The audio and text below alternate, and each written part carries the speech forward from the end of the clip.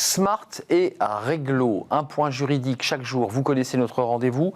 On parle aujourd'hui avec Christine Robat. Bonjour Christine. Bonjour. Vous êtes juriste, experte RH chez SVP Information Décisionnelle. On parle de cette fameuse journée de solidarité.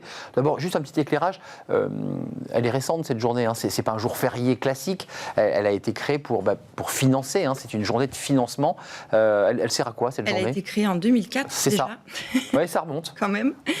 C'est pour financer effectivement des actions en faveur des personnes âgées et des personnes handicapées. C'était suite à la canicule qu'on a connue en 2003. C'est exact, absolument. Journée de solidarité qui est un jour retiré. Ça marche comment ? C'est quoi les modalités de cette journée de solidarité ? Alors en fait, la solidarité consiste à ce que les salariés travaillent une journée supplémentaire non rémunérée. Initialement, elle était fixée au lundi de Pentecôte. C'est ça. Et en 2008, ça a été assoupli. Et chacun la met. Voilà, ça. Maintenant, il y a un choix au niveau de la date. Et en fait, elle est fixée soit par un accord d'entreprise ou un accord de branche. Et à défaut, c'est l'employeur qui fixe la date après consultation de son CSE, s'il y a un CSE.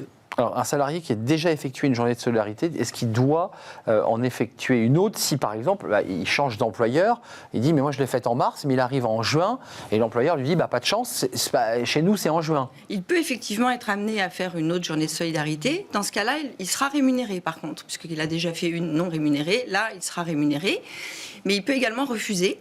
Et son refus n'est pas considéré comme une faute et ce ne sera pas un motif de licenciement. D'un point de vue concret, c'est une journée qui n'est pas une journée de travail non rémunéré. Comment ça se passe techniquement entre l'entreprise et l'État là ? Donc c'est l'entreprise qui reverse cette journée Alors, les salariés... C'est l'URSSAF qui prélève par exemple ? Les salariés, c'est le fait de travailler une journée Bien sûr. de plus. Et pour les employeurs, il y a une contribution qui est de 0,30% de la masse salariale, effectivement, qui est reversée à l'État.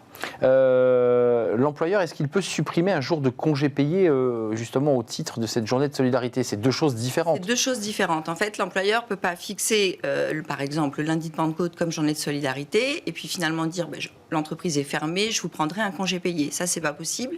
Pas en tout cas sur les congés légaux. Si par contre, il y a des congés conventionnels supplémentaires, tels que liés à l'ancienneté, là, éventuellement, on peut l'imputer sur un congé payé supplémentaire.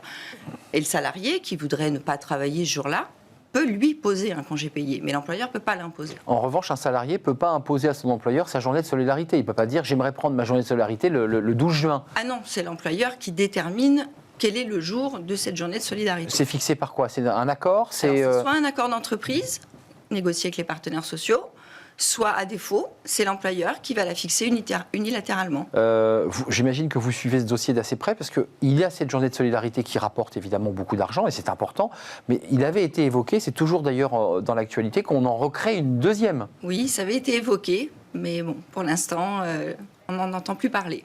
Pour l'instant, on n'en entend plus parler. Merci Christine Robat d'être venue avec nous sur le plateau pour cette journée de solidarité SVP Information Décisionnelle qui nous donne plein d'informations concrètes depuis des mois sur ce plateau. Merci d'être venu nous rendre visite. Tout de suite, c'est la pause café, évidemment. Vous connaissez ce rendez-vous avec Fanny Griesmer, incontournable. Quand la confiance dépasse les compétences, on va en parler. C'est un sujet qui traite du Covid, tiens, parce qu'on a beaucoup parlé du Covid sans souvent rien y connaître. C'est tout de suite.